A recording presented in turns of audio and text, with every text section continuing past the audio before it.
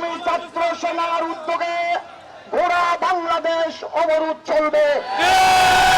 আগামী 5 মে সোমবার গোড়া বাংলাদেশে ঢাকা, চট্টগ্রাম সহ ছাত্র সেনার পক্ষ থেকে অবরোধ চলবে সকাল 9টা থেকে 12টা পর্যন্ত।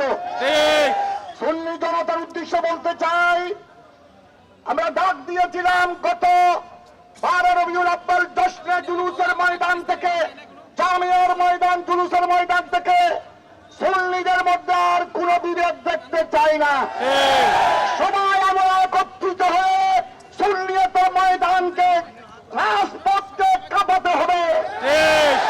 বাংলাদেশের সুন্নি জনতা প্রমাণ করে দিয়েছেন 26 এপ্রিল এত বাধার পরেও ঢাকার রাজপথ নারায়ে তাকবীর, নারায়ে রিসালাতের স্লোগানে ফিলিস্তিনের শুহাদা ইকরামের রক্তের পক্ষে ঢাকার রাজপথ কম্পিত হয়েছে।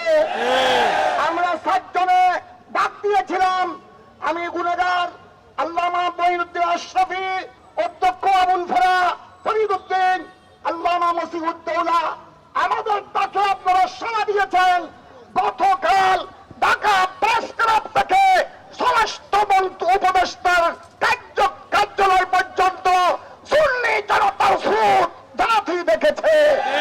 গতকাল চট্টগ্রাম জমিয়তুল ফালার ময়দান থেকে সুন্নি জনগণের স্রোত গোটা বিশ্ব দেখেছে।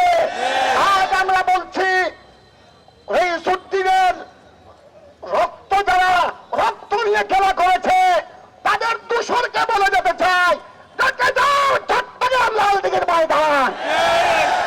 এখনো আমরা মাত্র ডাক দিয়েছিলাম 4 জন, সুন্নি মুসলমান 4 জন নয়, 4,000, 4 লাখ নয়, বাংলার 17 কোটি জনগণের মধ্যে 12 কোটি 15 কোটি সুন্নি জনতা।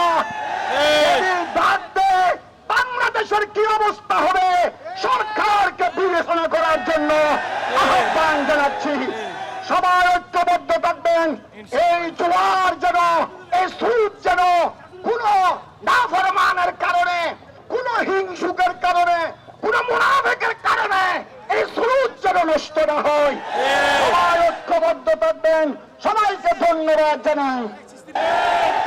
আমাদের বৌড়িতে, আহলে সুন্নাত ওয়াল জামাতের বৌড়িতে নতুন মেরুদণ্ড প্রতিস্থাপিত হয়েছে। সেই মেরুদণ্ড মেড ইন কারবালা, এটা ভাঙবে কিন্তু মাস্তায় না। এই নতুন মেরুদণ্ড নিয়ে আজকে সুন্নি জনতা মাঠে নেমেছে।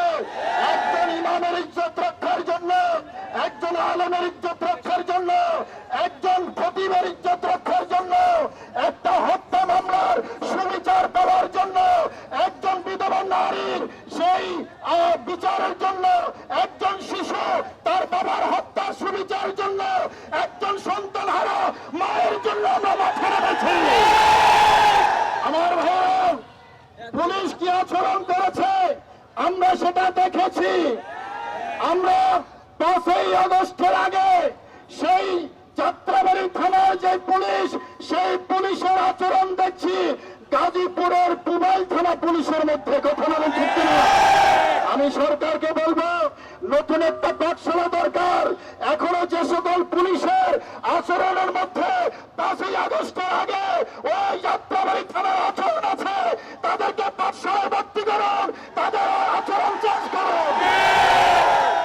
যদি তাদের আচরণ চেঞ্জ না হয় তাহলে তারা আপনাদেরকে ডুবাবে, সরকারের সম্মান নষ্ট করবে, এবং সেদিন বেশি দূরে নয়, আরেকটা জুলাই বিপ্লব হবে এই দেশে। আমার ভাইরা, আমরা কারো পরিপক্ষ নই। এই দেশে আমাদের অধিকার আছে।